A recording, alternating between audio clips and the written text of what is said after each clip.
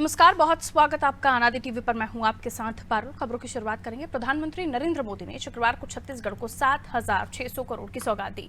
PM Modi ने rail, सड़क, petroleum से जुड़ी 10 परियोजना का शुभारंभ किया। रायपुर के साइंस कॉलेज ग्राउंड पर हुए कार्यक्रम में CM Bhupesh Baghel, deputy CM TS Singhdeo, केंद्रीय मंत्री नितिन गडकरी शामिल हुए। कार्यक्रम को संबोधित करते हुए पीएम मोदी ने कहा कि युवाओं को रोजगार मिले, इसके लिए भारत सरकार काम कर रही है। मुद्रा योजना में बड़ी संख्या में युवाओं को राशि दी गई है। छोटे उद्योगों के लिए कई योजनाएं चलाई जा रही हैं। उन्होंने कहा कि ठेले वालों की सहायता के लिए पीएम स्वनिधि योजना बनाई गई है। ग्रामीण रोजगार के लिए छत्तीसगढ़ को 25,000 करोड़ से ज्यादा राशि भारत सरकार ने दी है।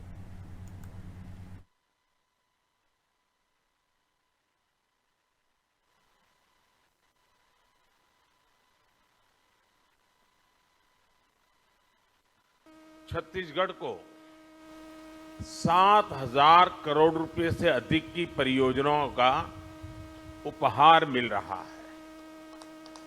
ये उपहार इंफ्रास्ट्रक्चर के लिए है, कनेक्टिविटी के लिए है। ये उपहार छत्तीसगढ़ के लोगों का जीवन आसान बनाने के लिए है। यहां की स्वास्थ्य सेवाओं को बेहतर बनाने के लिए है। भारत सरकार के इन प्रोजेक्ट से यहां रोजगार के अनेकों नए अवसर भी बनेंगे। यहां के धान किसानों, खनिज संपदा से जुड़े उद्यमियों और टूरिज्म को भी इन प्रोजेक्ट से बहुत लाभ मिलेगा। सबसे बड़ी बात यह कि इनसे आदिवासी क्षेत्रों में सुविधा और विकास की नई यात्रा शुरू होगी। आज भारत में किस तरह आधुनिक इंफ्रास्ट्रक्चर विकसित हो रहा है, यहां छत्तीसगढ़ में भी नजर आता है। पिछले 9 वर्षों में छत्तीसगढ़ के हजारों आदिवासी गांवों में प्रधानमंत्री ग्रामीण सड़क योजना के तहत सड़कें पहुंची हैं।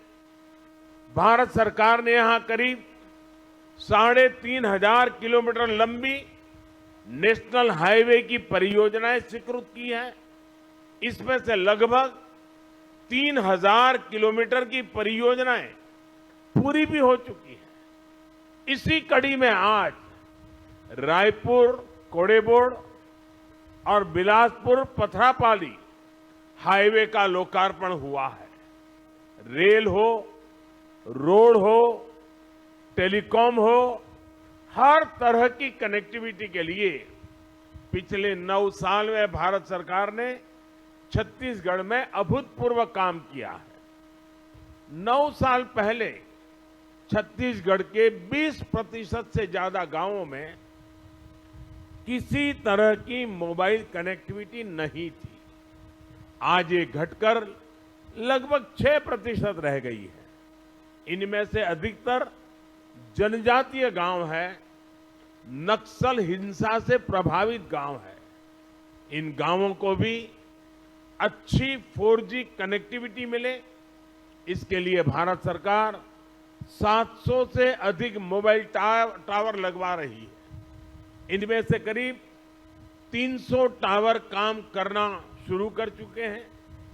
जिन आदिवासी गांवों में पहुंचते ही पहले मोबाइल सन्नाटे में आ जाते थे, आज उन्हीं गांवों में मोबाइल की रिंगटोन बज रही है।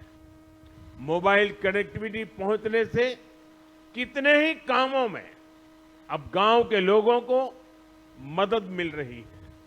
और यही तो सामाजिक न्याय है, और यही तो सबका साथ सबका विकास है। आज छत्तीसगढ़ 2 इकोनॉमिक कॉरिडोर से जुड़ रहा है। रायपुर धनबाद इकोनॉमिक कॉरिडोर और रायपुर विशाखापट्टनम इकोनॉमिक कॉरिडोर इस पूरे क्षेत्र का भाग्य बदलने वाले हैं।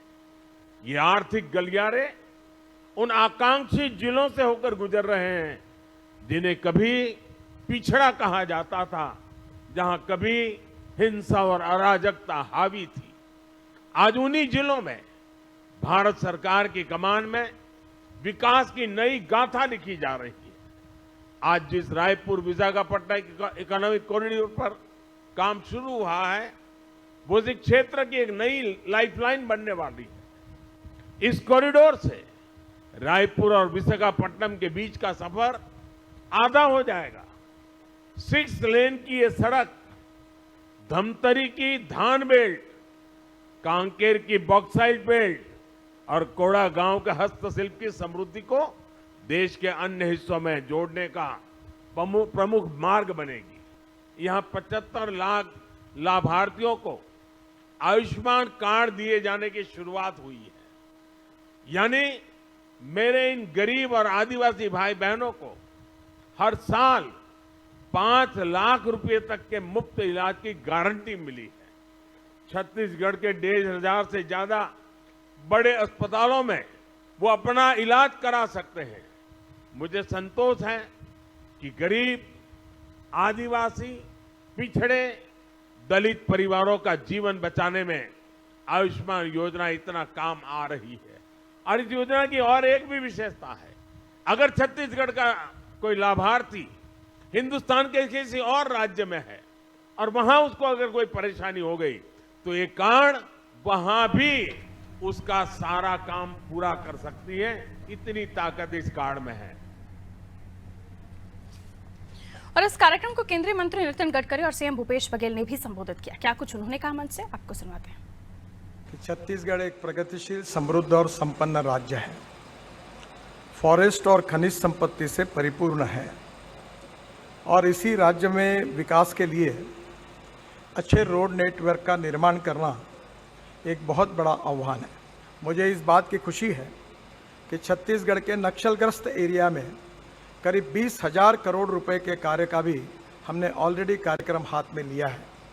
छत्तीसगढ़ में इसके कारण उद्योग आएंगे, उद्योग आने के कारण कैपिटल इन्वेस्टमेंट आएगी और कैपिटल इन्वेस्टमेंट के साथ रोजगार भी आएगा। और ये रायपुर विशाखापट्टनम इकोनॉमिक कॉरिडोर ये छत्तीसगढ़ के विकास का निश्चित रूप से ग्रोथ इंजन होगा।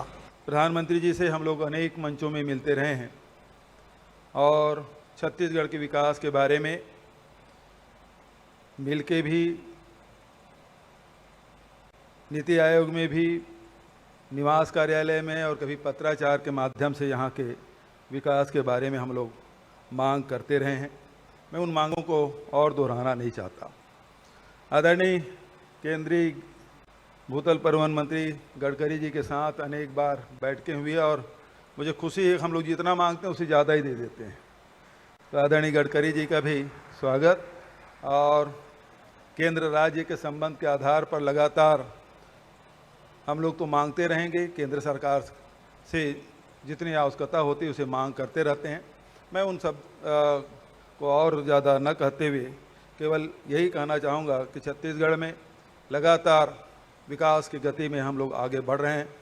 केंद्र से हमेशा अपेक्षा रहेगी कि हमको, क्योंकि हमारा राज्य नवोदित राज्य है, ज़्यादा से ज़्यादा राशि हमको छत्तीसगढ़ को मिले। राजनांदगांव के डोंगरगढ़ में आज कृषि विभाग और पुलिस विभाग ने तहसीलदार के नेतृत्व में एक मकान पर छापेमार कार्रवाई की। मकान में नकली रासायनिक खाद बनाने का काम किया जा रहा था, जिसकी शिकायत मिलने पर कार्रवाई हुई।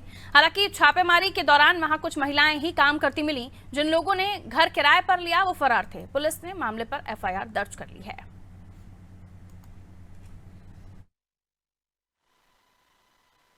ये हमको जानकारी मिली थी कि डोंगरगढ़ के वार्ड नंबर 3 में कुछ लोग घर में नकली खाद बना रहे हैं, जिस पर संयुक्त दल राजस्व के तहसीलदार साहब और कृषि विभाग से हम संयुक्त रूप से जाकर एक कार्रवाई किए, जिसमें ये पाया गया कि नमक में कलर मिला करके जिंक सल्फेट और 19-19 सॉल्युबल फर्टिलाइज़र इस प्रकार का तैयार किया जा रहा है, जिस पे वो लगभग 19 कुंटल 21 किलो सामान जो फर्टिलाइजर है।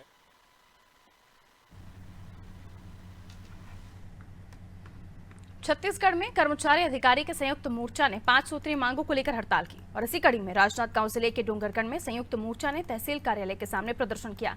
संयुक्त मोर्चा के ब्लॉक संयोजक भेल सिंह वर्मा ने प्रशासन से डीए, एचआरए समेत कई विसंगतियों को दूर करने की मांग की। मांगे पूरी नहीं होने पर अगस्त से अनिश्चितकालीन हड़ताल की चेतावनी दी है।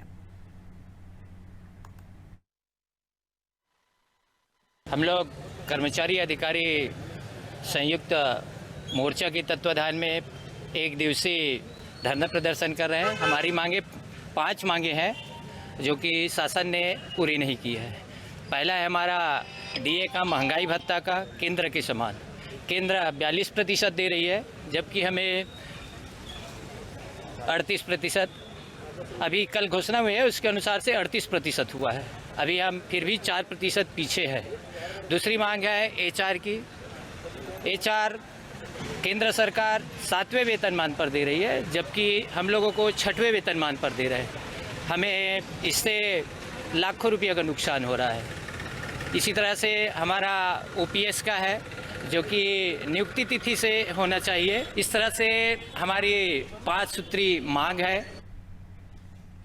बेमेतरा में एसडीएम सुरुचि सिंह ने प्राथमिक स्कूल पकड़ीडी का औचक निरीक्षण किया। निरीक्षण के दौरान स्कूल में संचालित मध्याह्न भोजन की गुणवत्ता की जांच हुई, जिसमें गंभीर लापरवाही पाई गई। स्कूल के बालिका से मध्याह्न भोजन में उपयोग किए गए बर्तन साफ कराए जा रहे थे और तो और एक्सपायरी डेट का आटा पाया गया।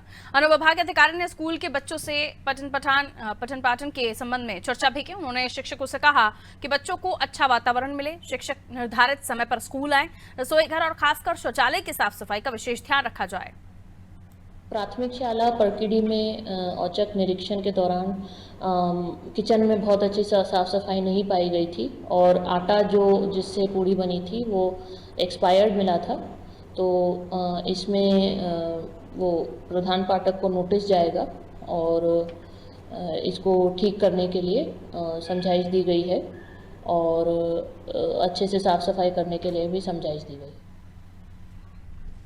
छत्तीसगढ़ के बिलासपुर में सहायक शिक्षकों की पदोन्नति मामले में जिला शिक्षा अधिकारी कार्यालय में बड़ी गड़बड़ी सामने आई। पूरे मामले का शिक्षक संघ ने खुलासा किया। जिला शिक्षा अधिकारी और शिक्षक संघ आमने सामने हैं। जिला शिक्षा अधिकारी पर कुछ शिक्षकों को मनचाही पोस्टिंग दिलाकर लाभ पहुंचाने का आरोप लगाया गया। जिला शिक्षा अधिकारी डीके कौशिक ने इन सभी आरोपों को खारिज करते हुए संघ के पदाधिकारियों की मंशा पर ही सवाल खड़े कर दिए। संघ के प्रदेश प्रवक्ता का कहना है कि जिला शिक्षा अधिकारी ने जानकारी दी थी कि पूर्व में 745 सहायक शिक्षक प्राथमिक पदोन्नति की प्रक्रिया में शामिल थे, जिनमें 143 पद बचे हुए थे। लेकिन लगातार जानकारी लेने पर अब पता चला कि 888 पदों में डीपीसी कर दी गई। मामले को लेकर संघ के पदाधिकारियों ने स्कूल शिक्षा मंत्री से शिकायत करने की बात कही है। गाइडलाइन से तोड़ मटोड़ कर अपने लोगों को लाभ पहुंचाने के लिए या कुछ लोगों को शहर के आसपास पदांकन करने के लिए इस तरह से हथकंडा अपना रहे हैं, जो बहुत कम लोग जो 150 प्रमोशन की पात्रता होना चाहिए वो 50 में सिमट रहे हैं। तो उनको बेहतर ऑप्शन मिलेगा शहर के पास रहने के लिए, लाभ के पद में रहने के लिए। ऐसा भी हो सकता है या क्या उसके मन में है वो वही बता पाएंगे। संगठन का क्या रवैया होगा, जबकि संगठन खुद काउंटर हो रहा है, इस तरह के एलिगेंस लग रहे हैं। इस मामले को लेकर किस तरह से संघर्ष करेंगे आप? नहीं, इस मामला से लेकर हम उच्च अधिकारी से या शिक्षा मंत्री से इसके बारे में हम अवगत कराएंगे और शिकायत भी करेंगे। जहां गलत होगा, गलत के खिलाफ हम संगठन हमेशा रोड पर उतरेंगे और गलत होने नहीं देंगे। मिल रहा है 150 पद में भरने के लिए, तो 150 पद में 50-55 लोगों को अवसर मिलेगा कि वो अपने मन मुताबिक कोई जगह का मनपसंद का जगह चयन कर सके। और साथ ही सर का कहना है कि डीओ साहब का कहना है कि जो पद अभी रिक्त हो गए हैं कि कृषि शिक्षक के मृत्यु के द्वारा प्रधान पाठक के या कोई रिटायर हो गए हैं, तो उनपे अगर कोई पद खाली बचेगा तो उसमें भी वो पदांकित हो सकेंगे करके। तो इसमें जाहिर सी बात है कुछ शंका तो लगती है हमको भी, और हम संगठन वाले हैं तो आवाज उठाने तो आए ही हैं। जो इनकी शिकायत है वो क्या है, क्योंकि नियम तो इसमें से कुछ लोग जो है 1000 के ऊपर हैं जिनका डीपीसी हमारा नहीं हुआ है और उसमें ये पदाधिकारियों का ही के नाम ही है। उसमें ये शुरू से ये कोशिश में लगे हुए हैं कि वो जितने पद खाली हैं पूरे का किया जाए।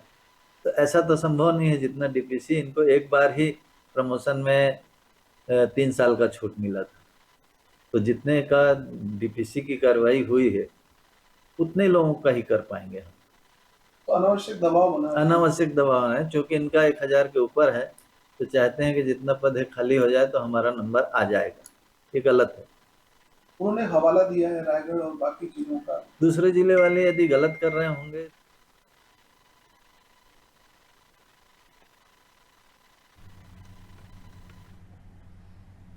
तिल्दा नेवरा में निरंकारी महिला संत समागम के सत्संग की तैयारियां जोरों पर चल रही हैं। संत निरंकारी मिशन के प्रमुख सदगुरु सुदीक्षा माता के आशीर्वाद से संत समागम का आयोजन किया जाएगा। 8 जुलाई को संत निरंकारी सत्संग भवन में संत समागम का आयोजन होगा। आयोजकों ने बताया कि महिला संत समागम का आयोजन सदगुरु सुदीक्षा माता के सानिध्य में किया जाएगा, जिसमें दुर्ग और रायपुर से महिलाएं भाग लेंगी। संत निरंकारी मिशन की प्रमुख सतगुरु सुदीक्षा माता महिलाओं को सत्कार करना सिखा रही हैं। इस कार्यक्रम में नृत्य, नाटक, फिल्मी गीत, कविता के साथ साथ सामाजिक और आध्यात्मिक संदेश दिया जाएगा। आयोजकों ने बताया कि इस संत समागम में हजारों की संख्या में भक्तों का आगमन होगा।